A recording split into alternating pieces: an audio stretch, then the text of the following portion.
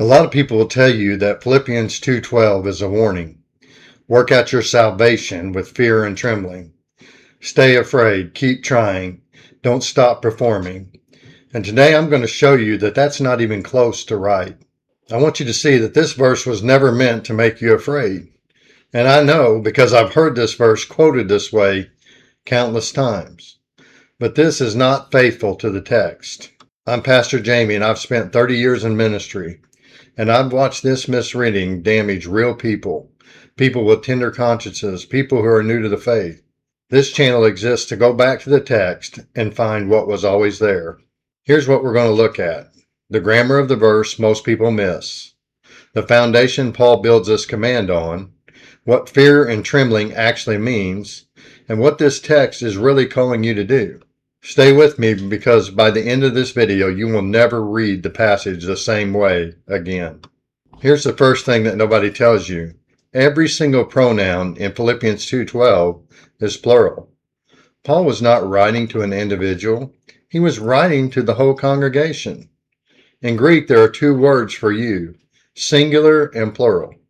In English, we can't tell the difference, but in Greek, it's unmistakable. When Paul writes, work out your salvation, the your is plural. Basically, he's saying you all, the whole community together. This single fact dismantles the anxious individual reading. Paul is not giving a private performance directive. He is commanding a community to joyfully advance a mission together. But that raises the next question. If this isn't a private command, what is it grounded in? The answer is in the word right before it, or right before the command. The first word of verse 12 is therefore. You cannot understand the command without understanding what comes before it. Christ Jesus did not count equality with God a thing to be grasped, but he emptied himself, taking on the form of a servant. Therefore, God has highly exalted him. Now, do you see the pattern? Downward self-giving, humble obedience, not grasping at status, and then exaltation. Therefore, what Paul is saying, because Christ did this, you as a community, shaped by him, work out the mission together in the same spirit. The command is not a threat hanging over your head. The foundation here is Christ's example, not your performance record. But that still leaves the most loaded phrase in the passage, fear and trembling. Open any commentary and you'll likely find the same reading. God is warning you, be afraid. But fear and trembling in this tradition is not the terror of someone waiting for punishment.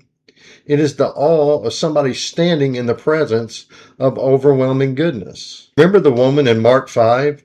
She came to him fearing and trembling, not because she was afraid of what he would do to her, because she was overwhelmed by what he had already done to her or done for her. She just touched the hem of his garment and she was healed. He didn't even have to say anything. She recognized and was in awe and trembling because of his incredible power. That is the posture Paul is calling the church to. He's calling us to, not cowering before an angry God, standing in awe before a good one, not terror, but worship. So this verse isn't about personal performance. What does the effort actually look like? Well, let me give you this example. If I do something for my wife because I want something in return, who's that about? Well, the motivation is self-serving. But if I do something for her because I love her, the task looks exactly the same from the outside, but now the endeavor is flowing from love, not from transaction. Am I working to keep my salvation to manage my performance, or am I depending on Christ and letting him work through me? Same external actions, completely different source. Looking to yourself produces the works of the flesh. Depending on Christ produces the fruit of the Spirit. Effort that flows from love is sustainable. And when that effort is flowing from love, Paul gives us one more picture of what it exactly looks like to the world. He calls it holding forth the word of life. Not holding fast, holding forth. The Greek word means lift up. The standard bearer carried the unit's standard above his head in battle so every soldier could see it and know where to advance. Paul looked at this congregation and said, "That's you. That's your role. Not clutching the word for your own safety, holding it up so others can find their way." So let me bring this together. You clicked this video because this verse has most likely felt like a weight to you. Here is what Paul actually said. This passage is not a performance review. It's a call to follow Christ's example. He emptied himself, he served, he obeyed. Therefore, be of the same mind, have the same love, count others more significant than yourselves. Now that's totally different from anxious self-management. He's talking about a unified community following Christ's example, holding the word of life high, advancing the gospel together with joy. This verse was never meant to make you afraid.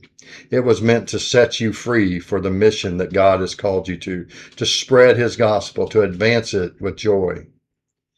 Now that you know what that mission looks like, the next video goes to Philippians 3.